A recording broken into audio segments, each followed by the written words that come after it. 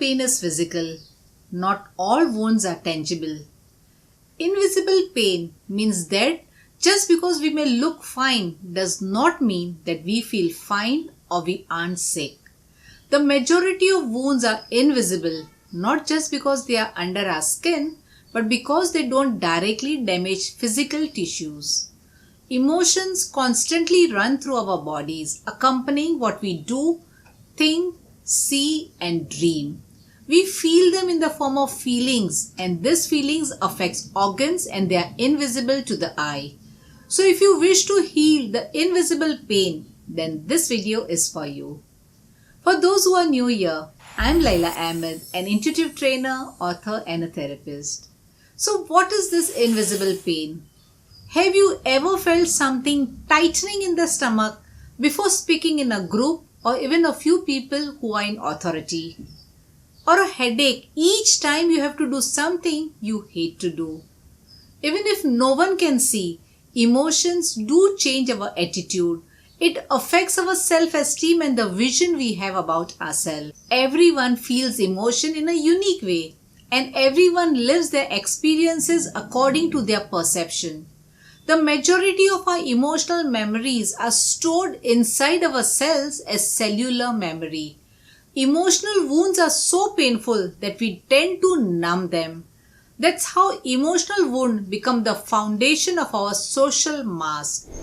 When you say, I am what I am, or I am not made for this, always ask yourself, does this affirmation comes from your consciousness, or is this a reaction to past wounds that changed your nature by instilling fear? It is when these fears and blocks comes in that you start to wear your mask. This mask seems like a way to find relief from suffering and rejection, and they promise to protect you.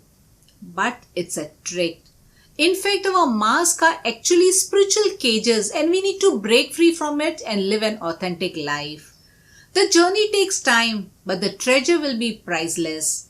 A physical wound is a damage, and emotional wounds are not different. When we try to heal an emotional trauma or shock on our own without working with consciousness, we pretend to forget it or remove the experiences from our memory. Then we create a forced closure of a potential profound cut, which is a perfect environment to grow a colony of bacteria that can severely damage the entire body system in the long run. Cancer is an example of it. If you want to effectively heal emotional wounds, we have to know and understand ourselves. Some commonly invisible pain, if I talk about, this includes arthritis, an autoimmune condition where the immune system attacks the joint. Chronic fatigue syndrome, a condition of unknown origin that can cause fever, sore muscles, and prolonged period of exhaustion. Diabetes, a disease that inhibits the body's ability to produce and respond to insulin properly. Lupus, an autoimmune condition where the immune system attacks the body tissues and organs to include the joint, skin, blood cells, and even brain. Migraine, recurring headache that can result in nausea and impaired vision.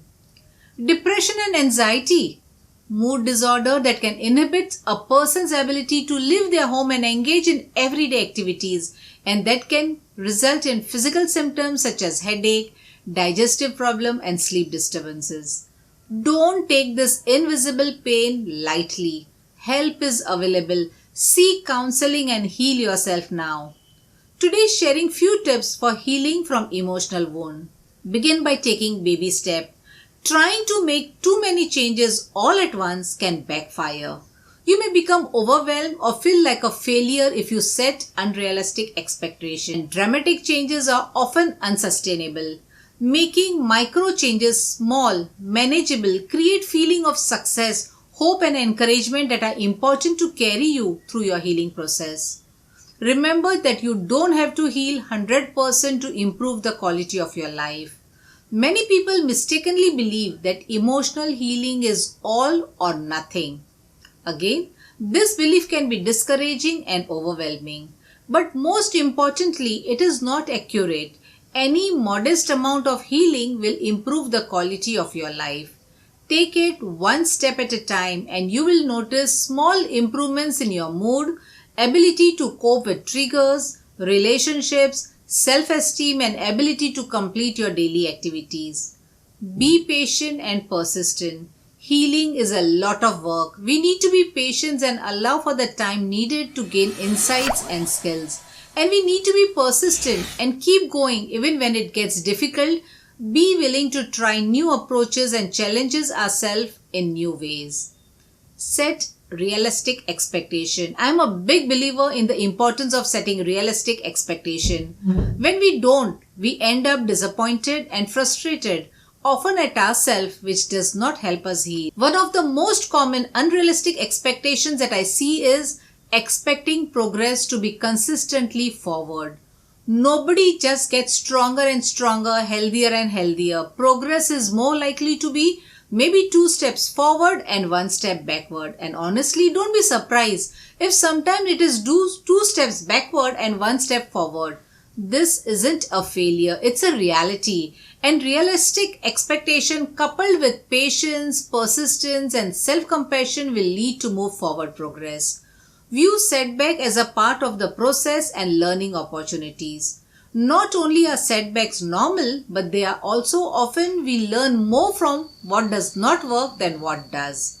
So instead of trying to avoid setbacks or relapses, accept that they are part of the process and challenge yourself to be curious about what you can learn that will help you move forward and towards greater healing and self-love. Prioritize self-care and self-compassion. When you ask a lot of yourself, you need to give a lot to yourself. And working on emotional healings takes an awful lot of energy, time and sometimes even money.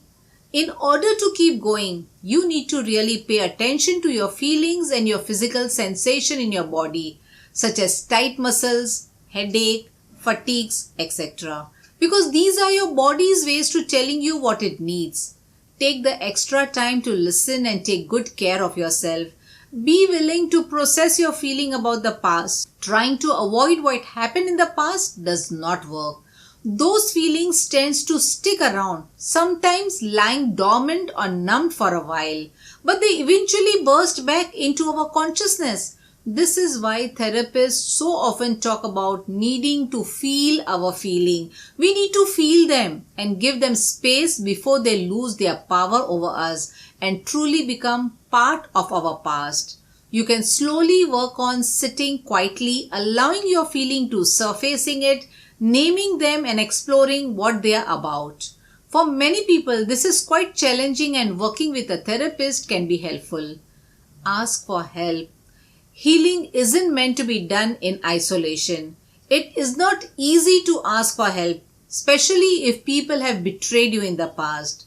But reaching out for help has so many benefits. It helps you in emotional support, guidance, and the ability to break down shame. And help can take many different forms depending on your needs. So I hope you will look at it from another form of self-care and ask for the kind of help that best meet your needs. If you are someone who thinks that emotional wounds are impossible to heal, this is not true. There are many techniques we work with to clear emotional wounds. If you think this video has helped you in some way to learn more about your invisible pain, do share with those who might benefit. Like the video and share your thoughts in the comment below. Till we meet next, light and fragrance to all of you.